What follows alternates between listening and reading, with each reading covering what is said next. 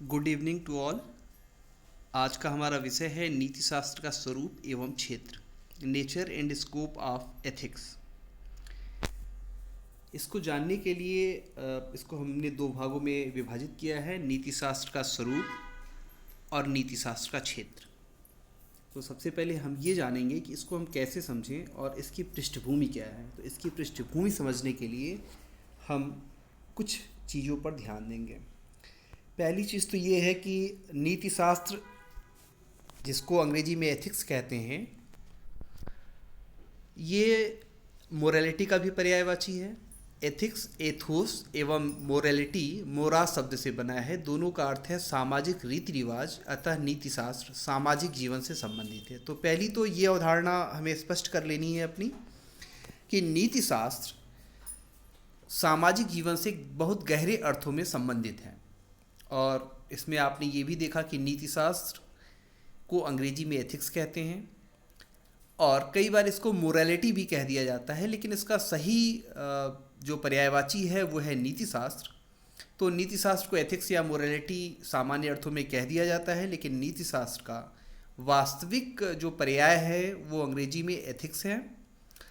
तो एथिक्स या मोरालिटी अगर हम दोनों को देखें तो दोनों का ही जो अर्थ है वो सामाजिक रीति रिवाज या परंपरा है। अतः नीति शास्त्र सामाजिक जीवन से संबंधित है। इस चीज़ को हम सबसे पहले समझेंगे और ये हमारी पृष्ठभूमि होगी इस चीज़ को समझने के लिए कि नीति शास्त्र को हम कैसे ठीक ठीक समझें और नीति शास्त्र के स्वरूप एवं क्षेत्र को हम कैसे ठीक ठीक डिफाइन कर पाएँ। तो सबसे पहले तो हमें ये देखना पड़ेगा, हम सभी समाज में रहते हैं और नीति शास्त्र समाज से संबंधित है। तो प्रश्न उठता है कि नीति शास्त्र समाज से किस प्रकार संबंधित है। आखिर समाज से बहुत सारी चीज़ें संबंधित हैं, लेकिन नीति शास्त्र का समाज से क्या विशेष संबंध है और हम इसको कैसे समझें। इसको समझने के लिए हम सबसे पहले ये समझें कि दैनिक जीवन में हम अच्छे या बुरे शब्द का प्रयोग करते हैं। अच्छा या बुरा दोनों शब्द हम कहाँ पे प्रयोग करते हैं। एक तो इसका प्रयोग हम करते हैं किसी वस्तु के लिए, जैसे कि कोई फूल सुंदर है, या इसका प्रयोग हम करते हैं कि कोई कार अच्छी है। तो अच्छे या बुरे का एक तो प्रयोग ये होता है कि दैनिक जीवन में हम उसका प्रयोग वस्तुओं के लिए कर पाते हैं।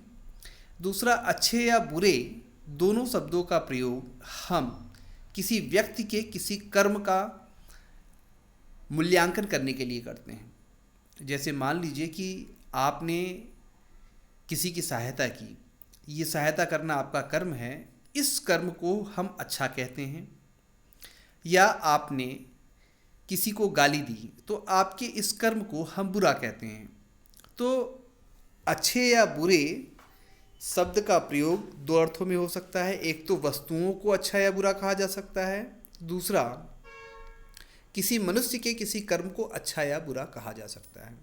इसके अतिरिक्त मनुष्य के संदर्भ में अगर हम देखें तो केवल मनुष्य के कर्म ही अच्छे या बुरे नहीं कहे जाते, बल्कि मनुष्य को भी अच्छा या बुरा कहा जाता है। जैसे कई बार हम कहते हैं कि कोई व्यक्ति बुरा है, हमारा कोई मित्र बहुत अच्छा है। तो अच्छे या बुरे शब्द का प्रयोग हम दो अर्थों में देख सकते हैं।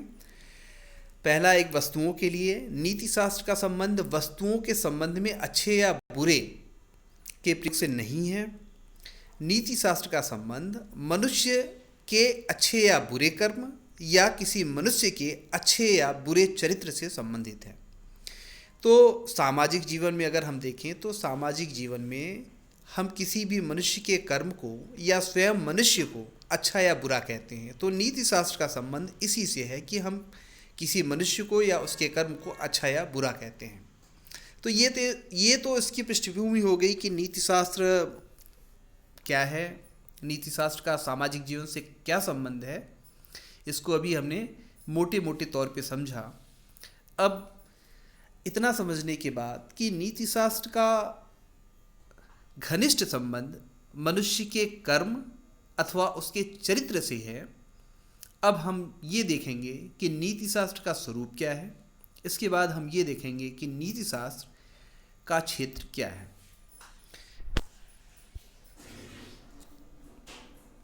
नीति शास्त्र का स्वरूप।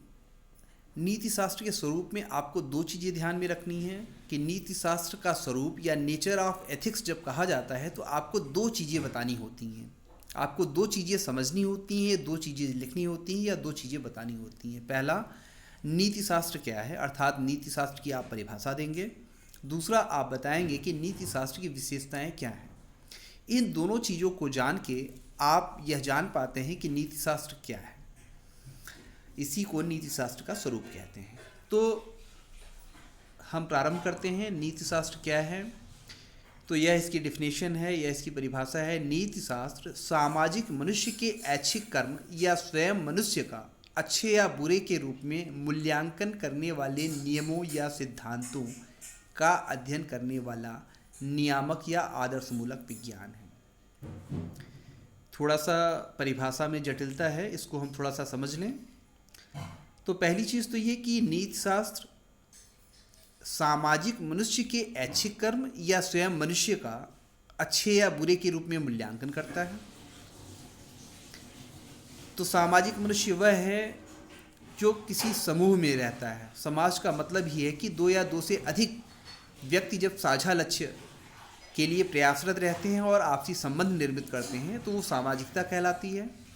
तो एक सामाजिक मनुष्य है। सामाजिक मनुष्य के ऐच्छिक कर्म, ऐच्छिक कर्म का तात्पर्य होता है कि व्यक्ति अपनी इच्छा से उस कर्म को करता है, किसी दबाव में, किसी प्रलोभन में वह उस कर्म को नहीं करता है।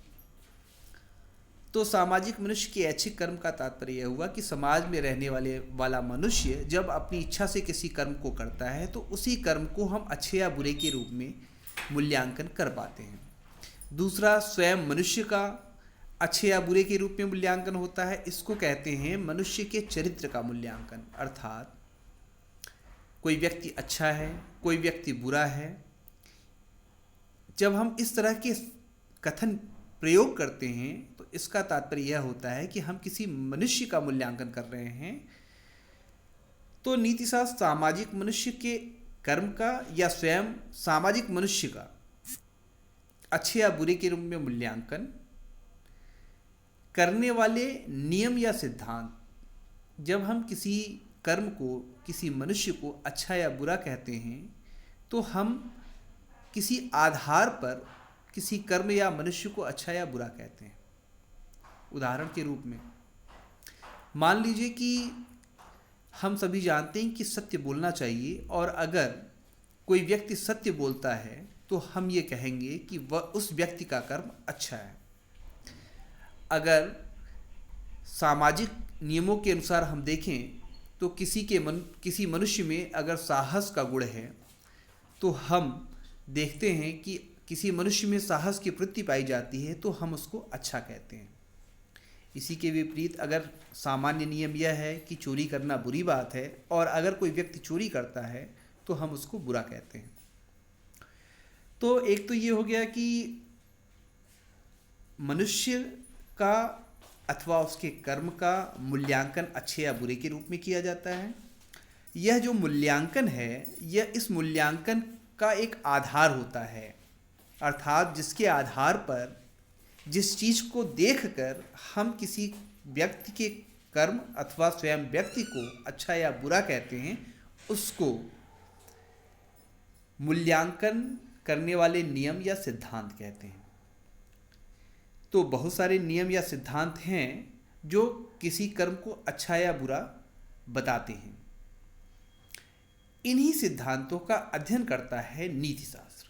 तो नीति शास्त्र इन्हीं सिद्धांतों का अध्ययन करके ये बताता है कि कौन सा सिद्धांत अच्छा है। अर्थात अगर हम विभिन्न सिद्धांत लें और उसके आधार पर हमें यह निर्धारित करना हो कि इनमें से सर्वाधिक उपयुक्त सिद्धांत कौन है जो हमें यह बता सकता है कि किसी व्यक्ति का कर्म अथवा उसका चरित्र अच्छा है अथवा नहीं अच्छा है, तो ये नीति शास्त्र बताता है। और नीति शास्त्र इन्हीं सिद्धांतों का अध्ययन करने वाला विज्ञान है। अब विज्ञान, चूँकि विज्ञान को हम थोड़ा समझ लें, विज्ञान किसी भी विषय का सुव्यवस्थित, क्रमबद्ध एवं तार्किक अध्ययन होता है। हम सभी जानते हैं कि किसी भी विषय का सुव्यवस्थित एवं तार्किक अध्ययन ही विज्ञान है। जिसमें प्रेक्षण भी आते हैं। लेकिन नीति शास्त्र केवल विज्ञान नहीं है, विज्ञान के भी दो भेद हैं। एक तो नियामक विज्ञान है। नियामक विज्ञान वह विज्ञान होता है जिसमें हम किसी विषय का, किसी घटना का केवल वर्णन नहीं करते, हम केवल यह नहीं बताते कि कोई घटना कैसे घटित हुई, बल्कि हम ये बताते हैं कि उस घटना को कैसा होना चाहिए। तो नीति शास्त्र एक नियामक विज्ञान है। विज्ञान का दूसरा भेद है तथ्यात्मक विज्ञान। तथ्यात्मक विज्ञान वह विज्ञान होता है जो यह बताता है कि कोई घटना किस प्रकार घटित हुई या कोई वस्तु कैसी है। उदाहरण के रूप में अगर हम वनस्पति शास्त्र को लें, बॉटनी को लें, तो बॉटनी हमें बताता है कि विभिन्न प्रकार के फूल हैं, उन फूलों का रंग, आकार, उनकी विशेषताएं क्या हैं।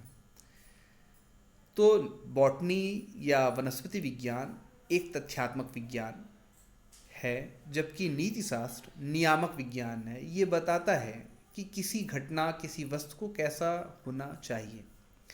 तो जब नीति शास्त्र चूँकि सामाजिक मनुष्य के कर्म का और स्वयं व्यक्ति का अध्ययन करता है, उनके कर्मों के मूल्यांकन का अध्ययन करता है, तो नीति शास्त्र हमें ये बताता है कि कोई व्यक्ति या किसी कर्म को कैसा होना चाहिए जिससे उसको हम अच्छा या बुरा कह सकें। तो मुझे ऐसा प्रतीत हो रहा है कि इतना पर्याप्त है, आप इसको समझ गए होंगे। अगर इसको आप नहीं समझ पाए तो फिर से एक बार देख लें इसको। नीति शास्त्र क्या है? हम किसी व्यक्ति का अथवा उसके कर्म का मूल्यांकन अच्छे या बुरे के रूप में करते हैं। यह मूल्यांकन हम कुछ नियम या सिद्धांत के आधार पर करते हैं। इन नियम या सिद्धांतों का जो अध्ययन करता है वह नीति शास्त्र कहलाता है। तो ये 3 पॉइंट आप समझ लें तो आप नीति शास्त्र की परिभाषा को समझ गए। कर्म या व्यक्ति का मूल्यांकन अच्छे या बुरे के रूप में होता है। इस मूल्यांकन को किसी नियम अथवा सिद्धांत के आधार पर किया जाता है और नीति शास्त्र इन्हीं नियमों और सिद्धांतों का अध्ययन करता है।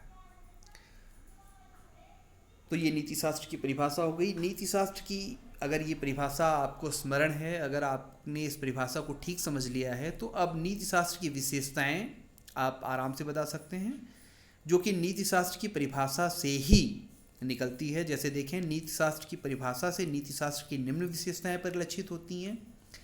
पहला है, नीति शास्त्र सामाजिक मनुष्य के कर्म या उसके चरित्र का मूल्यांकन करता है। नीति शास्त्र केवल ऐच्छिक कर्म या चरित्र का मूल्यांकन करता है। यहाँ पे थोड़ा मैं बता दूँ, कर्म 2 प्रकार के हो सकते हैं। एक होता है ऐच्छिक कर्म, एक होता है अनैच्छिक कर्म। ऐच्छिक कर्म उसे कहते हैं जिसे व्यक्ति जानबूझकर करता है।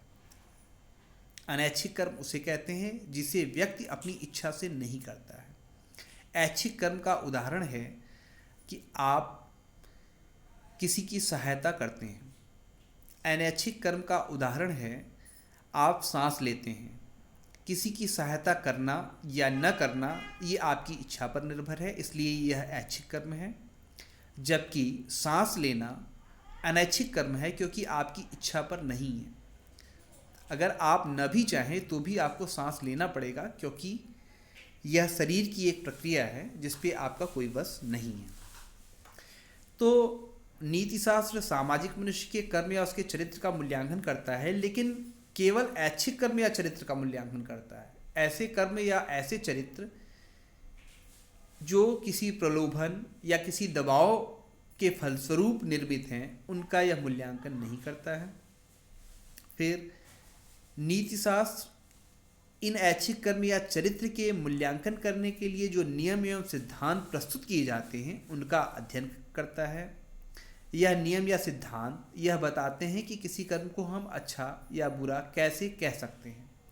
तो कई प्रकार के नियम हैं जिन नियमों के आधार पर किसी कर्म को आप अच्छा या बुरा कह सकते हैं। उदाहरण के रूप में, अगर आप कहीं रास्ते में जा रहे हैं और किसी व्यक्ति को कुछ डाकुओं ने दौड़ाया हुआ है, वह व्यक्ति आपके सामने से आकर किसी मकान में घुस जाता है, और वे डाकू आकर आपसे पूछते हैं कि वह व्यक्ति कहाँ है, तो आप झूठ बोलकर उस व्यक्ति की जान बचाते हैं। तो एक तो नियम यह है कि झूठ नहीं बोलना चाहिए, तो आपका कर्म बुरा कहा जाएगा, लेकिन किसी की जान बचाना अच्छा है तो यह कर्म अच्छा भी कहा जाएगा।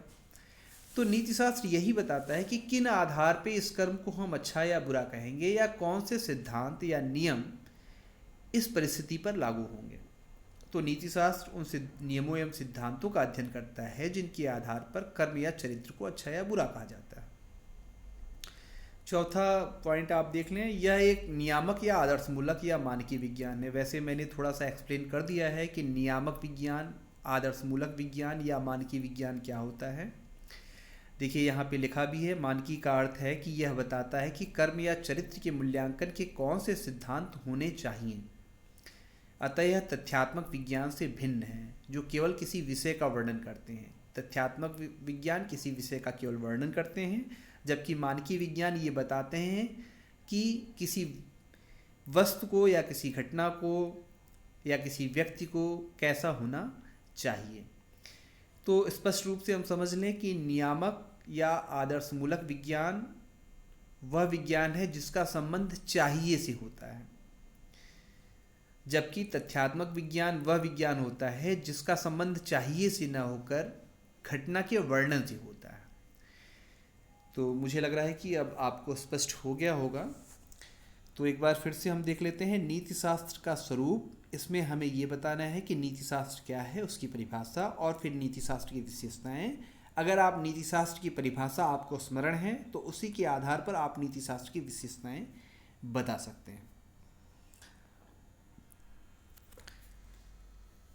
दूसरा है नीति शास्त्र का क्षेत्र, स्कोप ऑफ एथिक्स, अर्थात किन समस्याओं का अध्ययन नीति शास्त्र करता है। ध्यान दीजिए, जब हम नीति शास्त्र के क्षेत्र की बात करते हैं या जब आपसे पूछा जाता है कि नीति शास्त्र का क्षेत्र किसे कहते हैं, तो आपको हमेशा ध्यान देना है कि नीति शास्त्र का क्षेत्र से तात्पर्य है जिन समस्याओं का अध्ययन नीति शास्त्र करता है। तो अब हम ये देखेंगे कि नीति शास्त्र के क्षेत्र अर्थात नीति शास्त्र की समस्याएं कौन सी हैं जिसका अध्ययन वह करता है। तो आप जैसा जान चुके हैं कि कर्म एवं चरित्र का मूल्यांकन का अध्ययन करता है नीति शास्त्र, तो इसी से संबंधित समस्याओं का यह अध्ययन करेगा। तो मुख्य रूप से 5 ऐसी समस्याएं हैं जिनको हम देख सकते हैं जिनका अध्ययन नीति शास्त्र करता है, जो उसके क्षेत्र के अंतर्गत आती हैं। पहला है सामाजिक मनुष्य के कर्म एवं चरित्र का मूल्यांकन।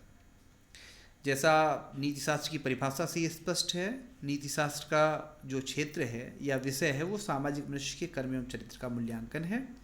दूसरा, ऐसे नियम एवं सिद्धांत की स्थापना करना जो ये बताए कि कौन सा कर्म अच्छा या बुरा है। चूँकि कर्म को अच्छा या बुरा के रूप में मूल्यांकन करना है तो ऐसे नियमों या सिद्धांतों को भी बताना पड़ेगा जो यह बताएं कि इस आधार पे हम कह सकते हैं कि कोई कर्म अच्छा है या बुरा है। तीसरा, नियम एवं सिद्धांतों के लिए आवश्यक तर्कों की स्थापना।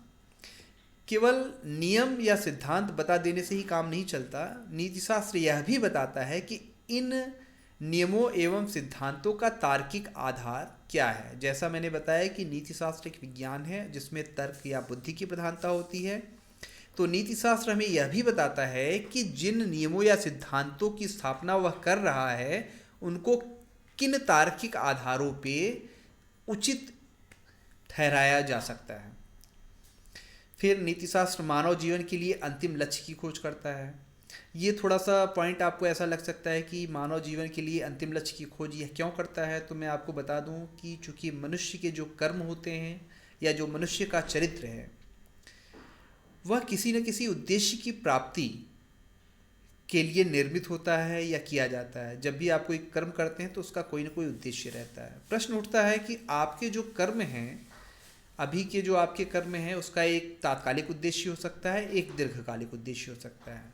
जैसे तात्कालिक उद्देश्य, अगर आपको भूख लगी है तो आप खाना खाएंगे, खाना बनाएंगे, खाना खाएंगे, ये तात्कालिक उद्देश्य। लेकिन अगर आप पढ़ाई कर रहे हैं, आप स्टडी कर रहे हैं, तो आपका एक दीर्घकालिक उद्देश्य हो सकता है कि मैं बीए करूँगा, मैं एमए करूँगा, फिर मैं कंपटीशन की तैयारी करूँगा, फिर मैं नौकरी करूँगा, फिर नौकरी के बाद फिर और भी आपके, तो ये एक दीर्घकालिक लक्ष्य है, कुछ वर्षों में प्राप्त करने वाला लक्ष्य है। तो चूँकि कर्म एवं चरित्र का मूल्यांकन इसलिए भी किया जाता है क्योंकि उससे उद्देश्य का पता चले। तो मानव जीवन के लिए जो अंतिम उद्देश्य हैं, ये इन कर्मों एवं चरित्र के आधार पर खोजने का प्रयास नीति शास्त्र करता है। फिर पांचवा है कर्म एवं चरित्र के मूल्यांकन के लिए नैतिक निर्णय, संकल्प स्वतंत्रता, कर्तव्य, अधिकार आदि की विवेचना। क्योंकि जब भी आप कर्म एवं चरित्र का मूल्यांकन करेंगे तो आप उसको शुभ कहेंगे या अशुभ कहेंगे, गुड और बैड, उचित कहेंगे या अनुचित कहेंगे। आप कहेंगे कि किसी व्यक्ति का यह कर्तव्य है, ड्यूटी है, आप कहेंगे कि मेरे ये अधिकार हैं। तो इन जितने भी ये शब्द हैं जिनके आधार पे कर्मों का, चरित्र का मूल्यांकन होता है, इनका ठीक ठीक अर्थ क्या है और इनको किस अर्थों में प्रयोग किया जाता है, इसको भी नीति शास्त्र बताता है। ये भी नीति शास्त्र की समस्या या नीति शास्त्र के क्षेत्र के अंतर्गत आता है। तो एक बार फिर से आप देख लें, नीति शास्त्र का क्षेत्र स्कोप ऑफ एथिक्स, अर्थात किन समस्याओं का अध्ययन नीति शास्त्र करता है। तो आप ये 5 पॉइंट हैं जो मैंने बताया कि चूँकि कर्म एवं चरित्र के मूल्यांकन का अध्ययन करता है नीति शास्त्र, तो ये 5 पॉइंट आ जाते हैं। पहला, सामाजिक मनुष्य के कर्म एवं चरित्र का मूल्यांकन। दूसरा, ऐसे नियम सिद्धांत की स्थापना जो बताए कि कौन सा कर्म अच्छा या बुरा है। तीसरा, नियम एवं सिद्धांतों के लिए आवश्यक तर्कों की स्थापना। मानव जीवन के लिए अंतिम लक्ष्य की खोज।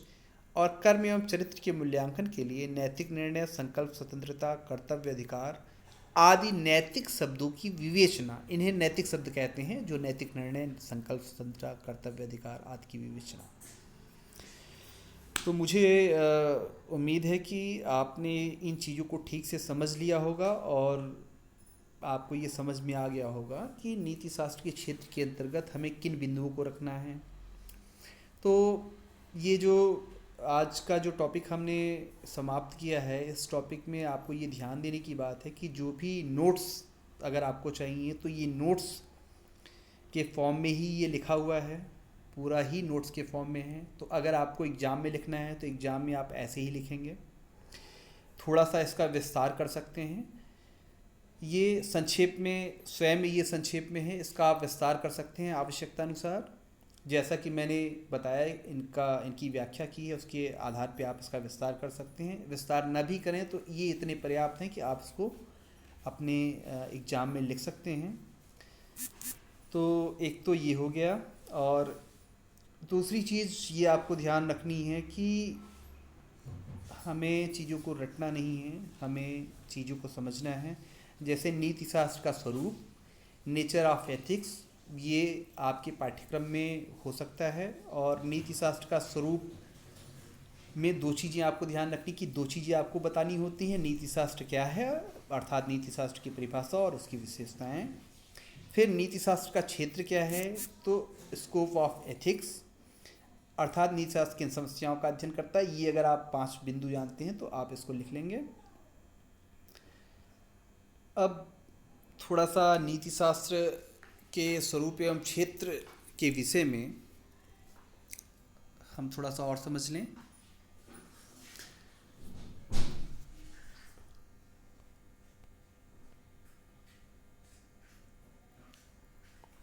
तो पहली चीज़ तो हमें ये समझनी है, अत्यंत संक्षेप में अगर हम इसको बिंदुवार अगर हम लगाएं, इसको व्यवस्थित करें, तो सबसे पहले हम ये समझ लें कि इसका एसेंस क्या निकल के आता है, इसका निचोड़ क्या है। तो पहली बात, मनुष्य का कर्म है या मनुष्य का चरित्र है, उन कर्म या चरित्र को अच्छा या बुरा के रूप में बताया जाता है, जिसे मूल्यांकन कहते हैं।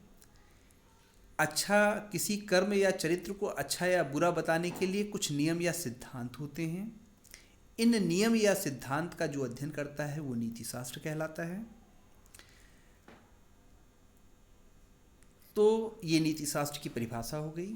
अब इसी परिभाषा से आप ये बता सकते हैं कि नीति शास्त्र की विशेषताएं क्या हैं। तो नीति शास्त्र की पहली विशेषता है कि नीति शास्त्र सामाजिक मनुष्य के कर्म या उसके चरित्र का मूल्यांकन करता है, ऐच्छिक कर्म या चरित्र का मूल्यांकन करता है, ऐसे नियम एवं सिद्धांतों का अध्ययन करता है जिनके आधार पर कर्म या चरित्र को अच्छा या बुरा कहा जाता है, और यह आदर्शमूलक या नियामक विज्ञान है। अर्थात ये बताता है कि कर्म अथवा चरित्र को अच्छा या बुरा कहने के लिए जो सिद्धांत हैं उनको कैसा होना चाहिए। ध्यान दीजिए, कर्म या चरित्र को अच्छा या बुरा कहने के लिए जिन सिद्धांतों को आधार बनाया जाता है उन सिद्धांतों को कैसा होना चाहिए यह नीतिशास्त्र बताता है। इसलिए नीतिशास्त्र एक नियामक विज्ञान है। फिर नीतिशास्त्र का क्षेत्र का अर्थ है, नीतिशास्त्र किन समस्याओं का अध्ययन करता है। तो नीतिशास्त्र 5 समस्याओं का अध्ययन करता है। मनुष्य के कर्म चरित्र का मूल्यांकन, नियम एवं सिद्धांतों की स्थापना जिसके आधार पर कर्म को अच्छा या बुरा कहा जाए, इन नियमों के लिए तर्कों की स्थापना, मानव जीवन के लिए अंतिम लक्ष्य की स्थापना, और मूल्यांकन के लिए, कर्म अथवा चरित्र के मूल्यांकन के लिए जो नैतिक शब्द आते हैं उनकी व्याख्या करें। तो मुझे लग रहा है कि आप इसको ठीक ठीक समझ गए होंगे, और कोई भी समस्या है तो फिर हम आगे भी इसको डिस्कस कर सकते हैं। ठीक है, थैंक यू।